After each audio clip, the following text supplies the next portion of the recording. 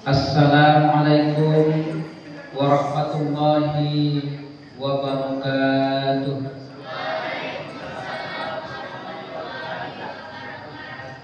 Alhamdulillahi rabbil alamin. Assalatu wassalamu ala asyrafil anbiya wal mursalin wa ala alihi wa sahbihi ajma'in. Faqala Allah Ta'ala fil Qur'anil Karim, a'udzu billahi minasy syaithanir rajim. Bismillahirrahmanirrahim. Aqimis shalah innas sholata tanha 'anil fahsya'i wal munkar. Summa tuthra ya ayyuhan nasu qad ja'atkum mau'izatun min rabbikum wa shifaa'un lima fis sudur wa hudan wa rahmatul lil mu'minin. Shadaqallahu azim. Bapak Kepala Sekolah yang saya hormati, kemudian bapak-bapak, ibu-ibu, dan juga anak SMA, santriwan, santriwati yang alhamdulillah hadir malam ini bersama kita semuanya. Pertama sekali kita bersyukur kepada Allah dan mengucapkan alhamdulillahirabbil alamin bahwasanya di malam yang ke-18 ataupun puasa Ramadan yang kita lalui sudah 17 hari.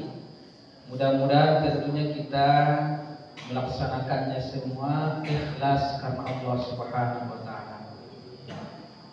Allah mengatakan bahwasanya wa in ta'uddu ni'matallahi la tuhsuha.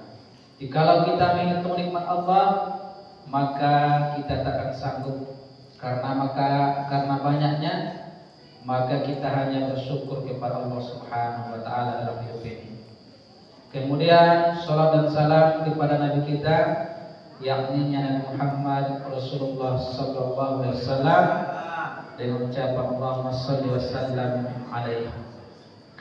Yang terhormat Bapak Kepala Sekolah, kemudian para guru-guru semuanya, begitu juga para santriwan santriwati yang hadir pada malam yang berbahagia ini.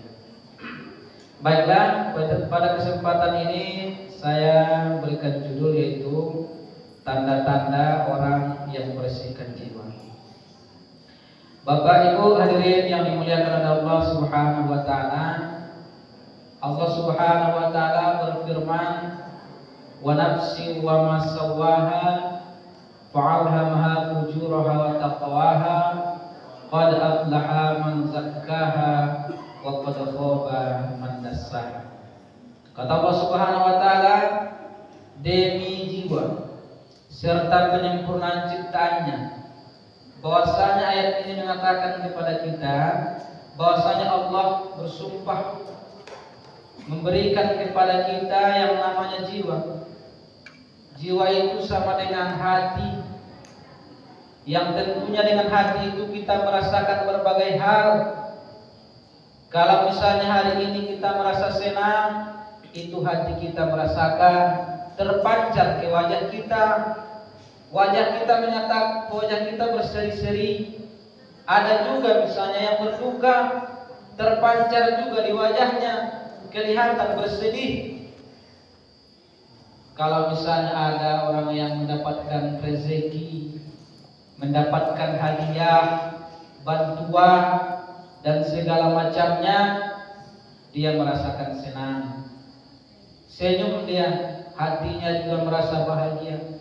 Ada juga yang mendapatkan duka, baik namanya meninggal dunia atau juga kebakaran, kebanjiran, kehanyutan yang lain-lainnya, sedihlah dia.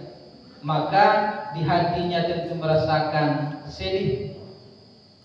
Nah, itulah hati itu banyak yang kita rasakan Bapak Ibu. Pada hari ini mudah-mudahan kita ini merasa senang, merasa bahagia, Karena kita di bulan Ramadan ini diberikan oleh Allah Subhanahu wa taala kesempatan, kesehatan, umur yang panjang, maka mari kita gunakan dengan sebaik-baiknya untuk mendekatkan diri kepada Allah Subhanahu wa taala. Maka wa nafsi wa ma sawaha fa'alhamaha fujuraha wa taqwaha. Maka kami ilhamkan kepadanya sifat fujur, kejelekan, wa taqwaha, dan kebaikan. Maka kita ini ada namanya kejelekan, ada rasa benci, ada namanya dengan rasa tidak suka, ada namanya rasa melihat karena dendam.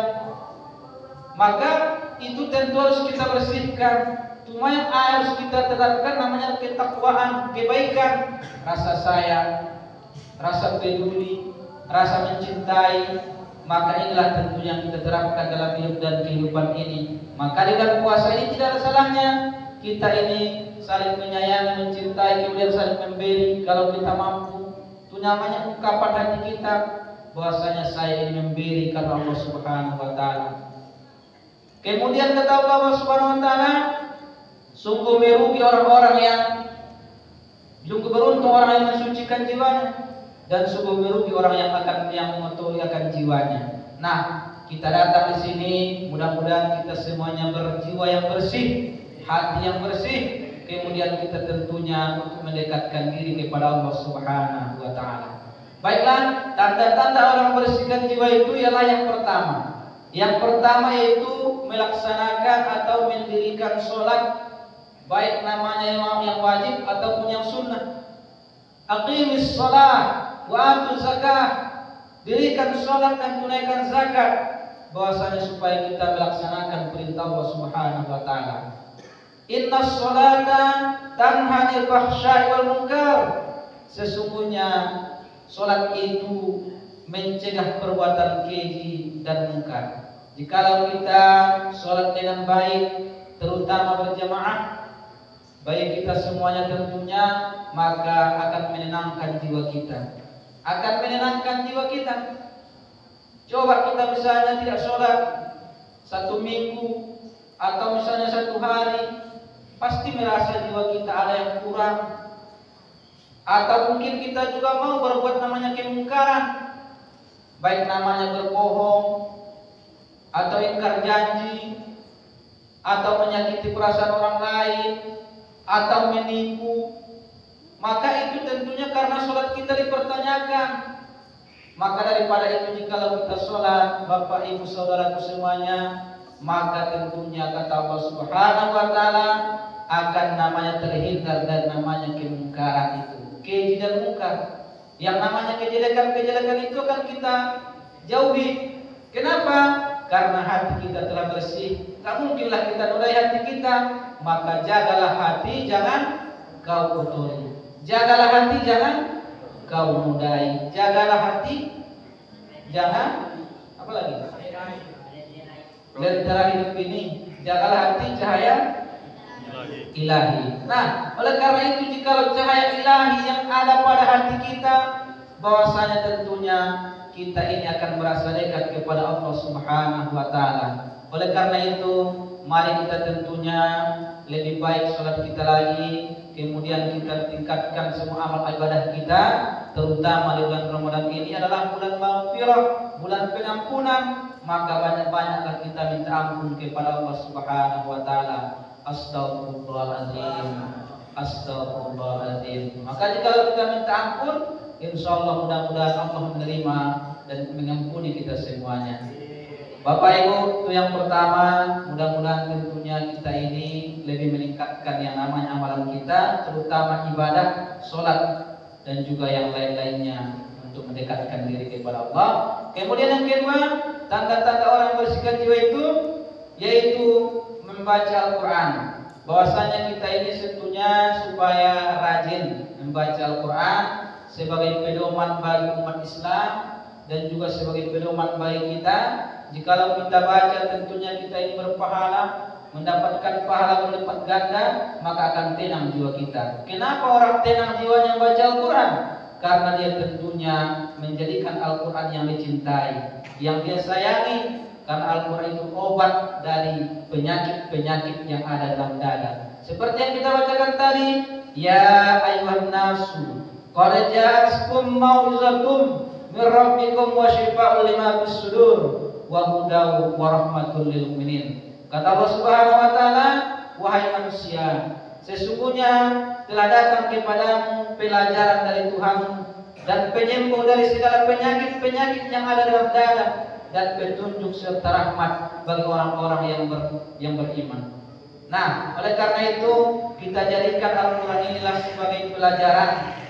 Makanya hari ini saya pun menyampaikan sesuai dengan firman Allah, bahwasanya kalau bukan karena itu mungkin Bapak Ibu takkan senang, tapi apabila kita baca akan menjadi pelajaran bagi kita. Karena Al-Quran ini tentu mengajarkan kepada kita semua bidang, baik namanya dengan bidang yang sekarang puasa, ya ayyuhalladzina amanu kutiba alaikumussyam kama kutiba alal ladzina min qablikum la'allakum tattaqun. Maka diajarkan kepada kita bagaimana kita ini berpuasa, bagaimana zakat, ada juga infak, sedekah, sholat, semuanya disampaikan. Maka tentunya mari kita tentunya jadikan Al-Quran sebagai pelajaran. Kemudian apa lagi? Sebagai obat ataupun penyembuh dari segala penyakit-penyakit yang ada dalam dada. Hati kita yang resah, gelisah, gundah, kemudian hati kita tentunya kadang ada yang mau putus asa. Maka dekatkanlah diri kepada Al-Quran. Apabila kita hayati misalnya Bismillahirrahmanirrahim, dzalikal kitabul la raiba fihi hudal lil muttaqin. Ini atau itu kitab tidak ada keraguan padanya, petunjuk bagi orang-orang bertakwa. Maka kita tentunya akan merasa bahagia. Al-Quran itu ditunjuki kita. Hudal linnas. Satu ayatnya hudal linnas wa bayyinatin minal huda, petunjuk bagi manusia. Maka daripada itu petunjuk, ingin selamatlah kita dunia ini sampai akhirat nanti, maka kita jadikanlah Al-Quran sebagai pedoman dalam hidup kita ini. Jangan kita tinggalkan, jangan kita lalaikan, apalagi tentunya jauh dari Al-Quran. Kemudian yang ketiga, yaitu mari kita ceritakan orang yang beristighfar itu, ialah yang ketiga, banyak-banyak mengingat Allah. Allah menyatakan, ala bizikrillahi tatmainnul qulub. Kata Allah Subhanahu wa taala, apabila kamu mengingatku, maka hatimu akan menjadi tenang. Jadi kita ingat Allah Subhanahu wa taala baik dalam keadaan sendiri misalnya, baik dalam keadaan sepi misalnya, dalam keadaan ramai misalnya, atau dalam dimanapun kita berada, terutama dalam melaksanakan sholat kepada Allah Subhanahu wa taala, kita ingat Allah Subhanahu wa taala. Jikalau kita melupakan Allah, maka juga mungkin Allah akan lupa kepada kita. Tapi apabila kita dekat kepada Allah, Allah juga akan lebih dekat kepada kita. Kita mengucapkan misalnya Subhanallah, Alhamdulillah, Allahu Akbar, La ilaha illallah. Mudah-mudahan tentunya jiwa kita ini akan menjadi tenang. Banyak orang yang lari, jiwanya sakit, lari dia misalnya ke kebun binatang, melihat hewan-hewan, uang habis, kemudian capek datang, semuanya serba diberi lengkap, terus sampai di rumah dia tidur, nggak tahu dia melupakan namanya dengan mengingat Allah Subhanahu wa taala. Maka larilah kita kepada Allah Subhanahu wa taala. Banyak persoalan kita, saya yakin semua kita ini ada persoalannya. Saya pun sendiri ada persoalan saya, tapi saya tentunya mengingat Allah Subhanahu wa taala. Karena apabila kita ingat Allah Subhanahu wa taala, kita pun tentunya akan diingat oleh Allah Subhanahu wa taala. Oleh karena itu Bapak Ibu, jangan kita melupakan Allah Subhanahu wa taala dalam hidup ini, supaya juga Allah mengingat kita dan kita pun dekat kepada Allah Subhanahu wa taala. Kemudian yang terakhir, yang keempat, yaitu mari kita jadikan yang namanya dalam kehidupan ini memperbanyak yang namanya sabar. Karena kesabaran itu akan membawa kepada kebaikan, akan membawa kepada kedamaian. Banyak orang yang tidak sabar dia ada sekarang namanya berpuasa, tidak sabar dia, apalagi sekarang cuaca panas. Udah jam 12 sekarang, kadang hausnya minta ampun, lari dia, sembunyi, dia batalkan puasanya, maka dia tidak sabar. Apalagi misalnya menghadapi yang lainnya lagi. Maka daripada itu, sama dengan yang sekolah ini, kita tentunya harus sabar, supaya tentunya kita dapat pelajaran, supaya kita dapat apa yang disampaikan oleh guru, kita paham dan mengerti apa yang disampaikan guru, karena guru menyampaikan kepada kita tentunya dengan sesuai kemampuan masing-masing, maka harus kita terima. Jangan karena kita misalnya gurunya ada masalah seperti ini kita lari, tidak, tapi kita bersama guru kita. Maka daripada itu, mari kita tentunya terapkan dalam hidup ini sifat kesabaran. Jangan habis kesabaran. Banyak orang habis kesabarannya. Apa yang terjadi kalau rumah tangga? Main tangan, main pukul, main parang, main tinju, main sipak, main tendang. Maka dia hilang kesabarannya lagi. Maka apa yang terjadi? Hancur semuanya. Bukan hanya misalnya hancur namanya tempatnya aja. Kadang hancur lagi misalnya istrinya dibawa ke rumah sakit, dia panik. Karena daripada itu, kesabaran itu tentunya membawa kepada kebaikan kepada kita. Maka daripada itu Allah mengatakan, innallaha ma'as-sabirin, sesungguhnya Allah beserta orang-orang yang sabar. Maka daripada itu, yakinlah hati kita jika bersabar kita akan dekat kepada Allah Subhanahu wa taala. Oleh karena itu, Bapak Ibu hadirin yang dimuliakan oleh Allah Subhanahu wa taala, mari kita dekatkan diri kita kepada Allah Subhanahu wa taala, terutama tentu melalui niat kita yang suci, yang bersih, dengan cara nawaitu kita, bagaimana tentunya melaksanakan ibadah semuanya karena Allah Subhanahu wa taala. Mungkin inilah Bapak yang dapat sampaikan, semoga ada manfaatnya bagi kita semua. Kalau ada kata salah tentunya saya mohon maaf kepada kita semuanya. Yang benar itu datangnya dari Allah Subhanahu wa taala. Kemudian tentunya saya akhiri mengucapkan alhamdulillahirabbil alamin wabillahi taufiq wal hidayah. Assalamualaikum warahmatullahi wabarakatuh.